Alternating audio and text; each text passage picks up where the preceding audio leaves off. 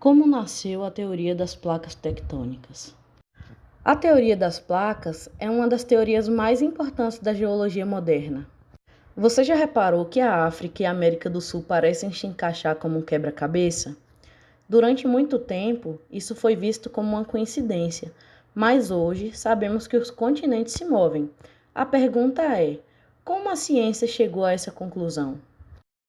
Até o século XIX, dominava o chamado fixismo. As ideias eram simples. Continentes e oceanos sempre estiveram onde estão hoje. Esse modelo, ele funcionava mal, porque não explicava os fósseis idênticos em continentes separados e nem a distribuição global de terremotos e vulcões. Como o fixismo não conseguia explicar de maneira correta as coisas que aconteciam na superfície, surgiu a teoria da contração global. Nessa teoria, diz que a Terra ela se resfriava e enrugava a superfície como uma maçã seca. Nesse caso, a Terra estaria se resfriando de dentro para fora e encolhia, formando as montanhas como se fossem rugas na sua superfície.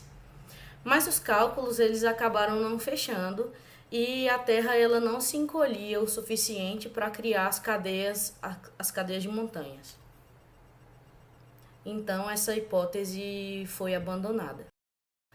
Logo após a teoria da contração global, surgiu a teoria das pontes continentais, que foi uma solução mais criativa para conseguir explicar os movimentos da crosta terrestre, que eles eram ligados a faixas de terra submersas.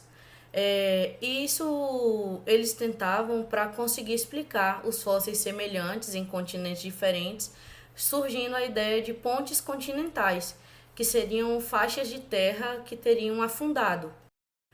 Foi quando então surgiu a Revolução de Wegener, no caso a deriva continental, que foi uma das que mais chegou perto de se concretizar como a mais aceita. Em 1912, ele propôs algo mais radical, como se os continentes eles já estivessem unidos em um supercontinente, que no caso é chamado Pangeia. Isso explicaria o encaixe da África com a América do Sul, a distribuição dos fósseis, as cadeias montanhosas contínuas e as glaciações antigas. Wegener ele tinha evidências impressionantes, mas ele não sabia explicar como os continentes se moviam. Ele trouxe essa teoria, mas ele não conseguia dar explicações físicas para como esses movimentos aconteciam. Já mais à frente, após a Segunda Guerra Mundial, o mapeamento dos oceanos acabou mudando tudo, trazendo à frente, revelando o segredo do fundo dos oceanos, que no caso falava sobre as dorsais oceânicas, a criação de uma nova crosta, as faixas magnéticas simétricas. No caso, eles descobriram que o fundo oceânico é mais jovem e cresce nas dorsais, e ele é destruído nas zonas de subducção. Então surgiu a teoria do motor invisível, que no caso seria a convecção do manto, onde Arthur Holmes propôs que o calor interno da Terra ele gerasse correntes de convecções a partir do manto.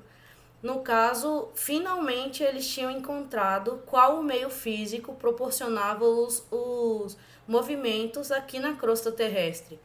Finalmente havia um motor físico plausível para o movimento dessas placas tectônicas.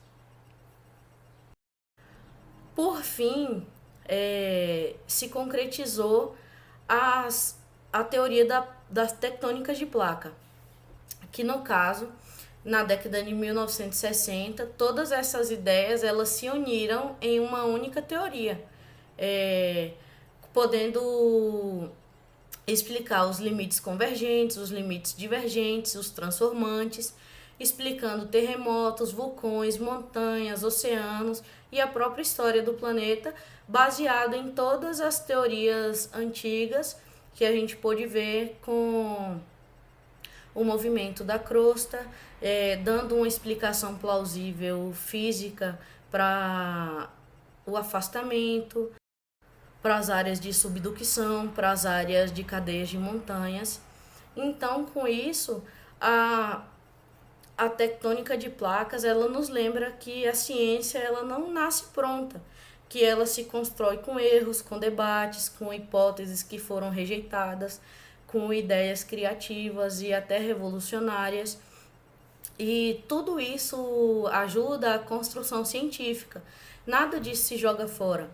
Um pensamento atrás do outro acaba ocasionando em descobertas maiores. Obrigada pela atenção. Se esse vídeo te ajudou, curte, compartilhe e se inscreva no canal. E lembre-se, a Terra está em movimento, mesmo que a gente não perceba.